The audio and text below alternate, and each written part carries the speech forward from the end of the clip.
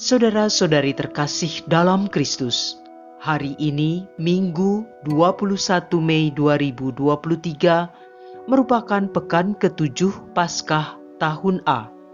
Bacaan dibawakan oleh Innocentius Henry, Mazmur dilantunkan oleh Sirila Cahyoyanti, dan renungan ditulis oleh Justina Kurniawati. Selamat menekuni Sabda Allah. Marilah mewujudkan kebaikan bersama untuk hidup dalam damai dan sejahtera.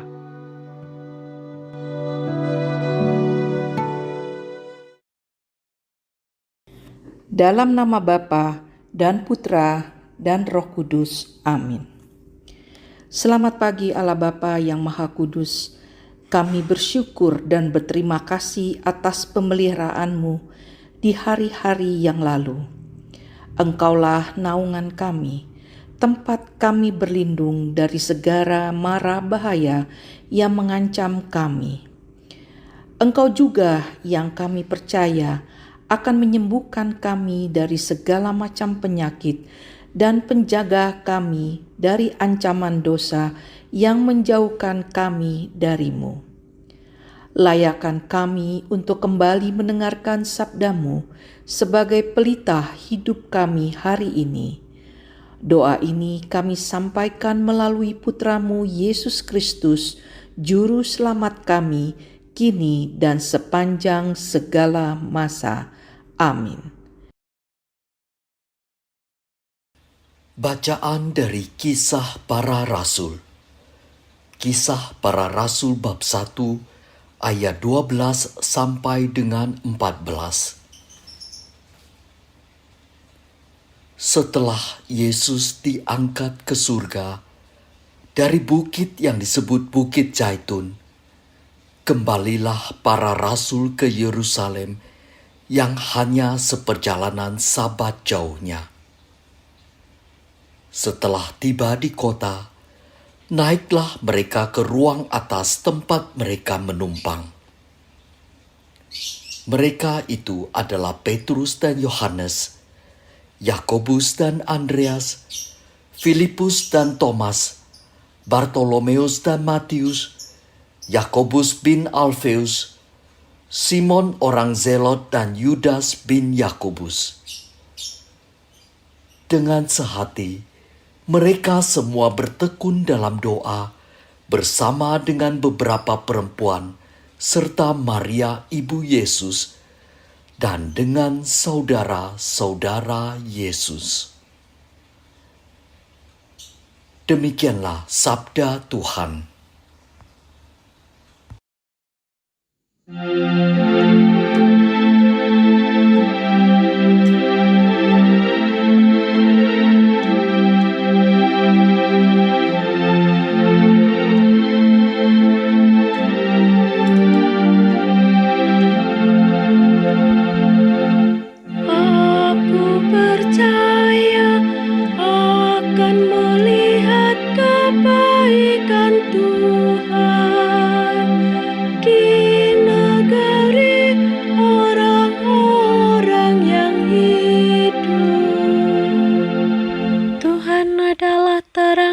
Keselamatanku, kepada siapakah aku harus takut? Tuhan adalah benteng hidupku, terhadap siapakah aku harus gentar? Aku percaya akan melihat kebaikan Tuhan di negeri orang-orang yang hidup. Satu hal telah ku minta kepada Tuhan, satu inilah yang ku ingini, diam di rumah Tuhan seumur hidupku, menyaksikan kemurahan Tuhan dan menikmati bait-Nya.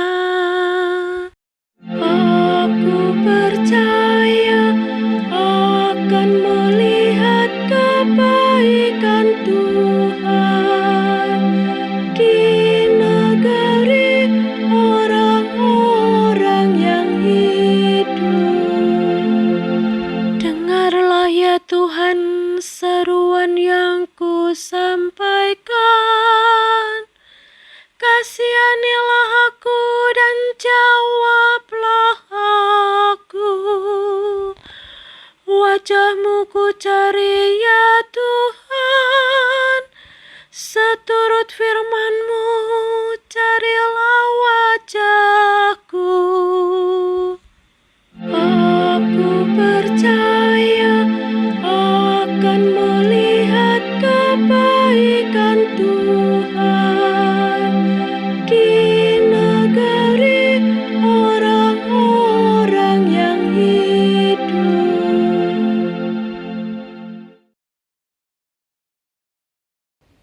Bacaan dari surat pertama Rasul Petrus.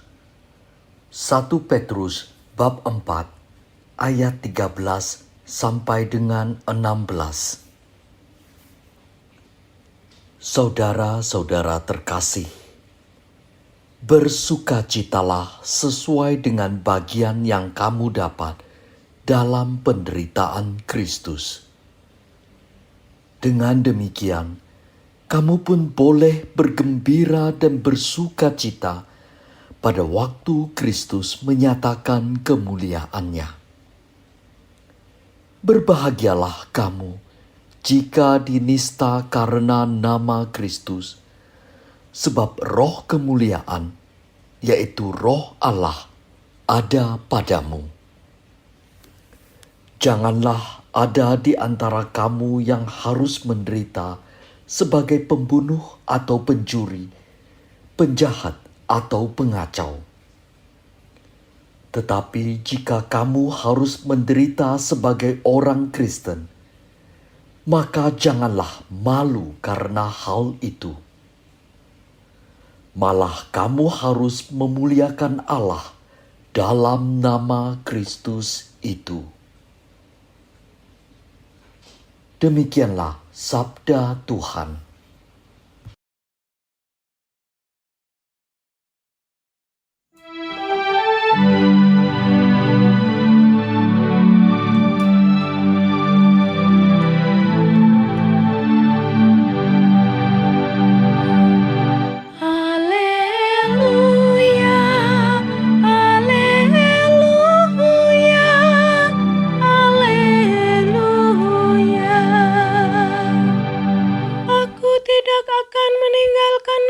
Sebagai yatim piatu, aku akan datang kembali kepadamu.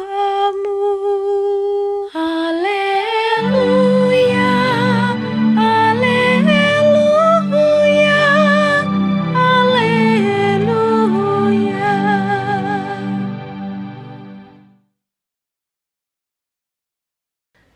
Inilah Injil suci menurut Yohanes. Yohanes bab 17 ayat 1 sampai dengan 11a. Dalam perjamuan malam terakhir, Yesus menengadah ke langit dan berdoa, "Bapa, telah tiba saatnya. Permuliakanlah anakmu, supaya anakmu mempermuliakan engkau.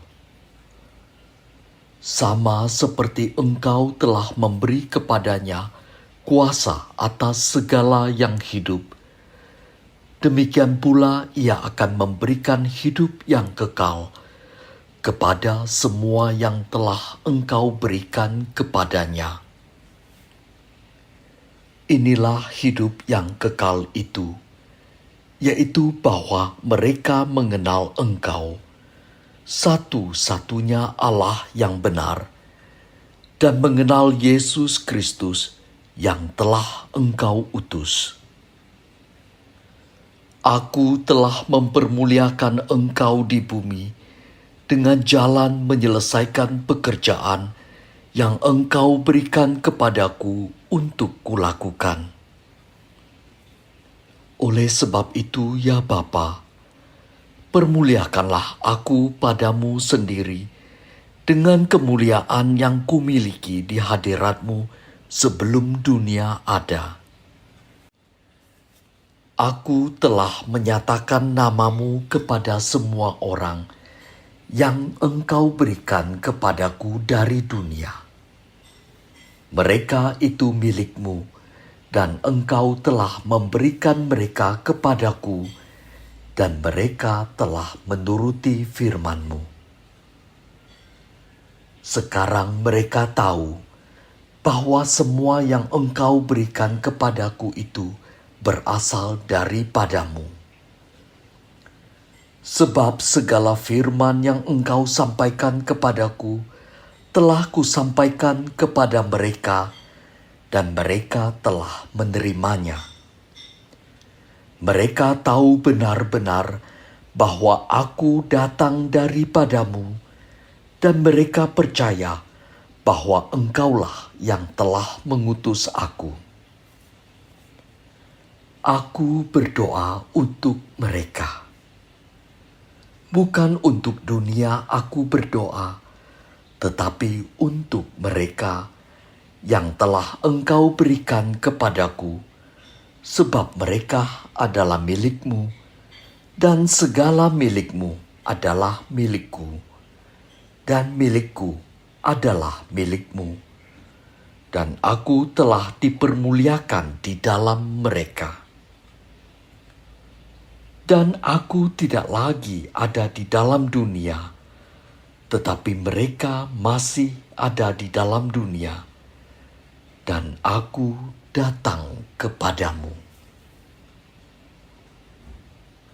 Demikianlah sabda Tuhan.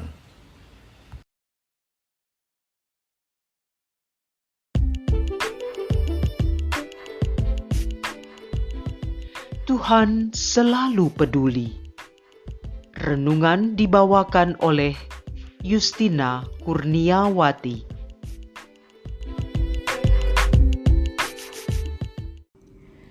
Saya teringat ketika saya mengantarkan anak saya kuliah jauh dari rumah, di mana dia harus hidup mandiri. Bukan hanya harus belajar, tetapi juga harus belanja, memasak, untuk menyediakan makanannya sendiri. Ketika saya harus meninggalkan anakku itu, hanya doa yang bisa kami lakukan bersama. Kami sebagai orang tua menyerahkan seluruh hidupnya ke depan pada penyelenggaraan ilahi. Bapak, Ibu, saudara-saudari yang dikasihi Tuhan, Yesus juga tahu apa yang akan terjadi setelah Dia bangkit dan diangkat ke surga.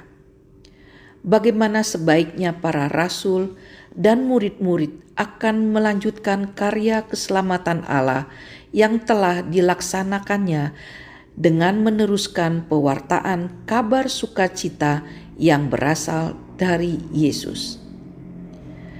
Setelah sang guru wafat, sebelum bertemu lagi dengan Yesus yang bangkit, Petrus sendiri pernah memutuskan untuk kembali menjadi nelayan.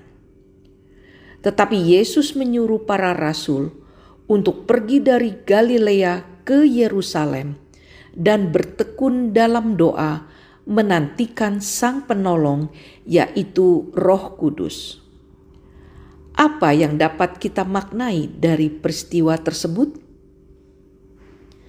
Dalam masa penantian menjelang hari Pentakosta, yaitu hari di mana Roh Kudus turun atas para rasul dan atas kita semua, kita diminta untuk pergi dari kesibukan harian kita untuk menyediakan waktu sejenak berdoa dengan sungguh-sungguh memohon Roh Tuhan turun dan berkarya melalui diri kita.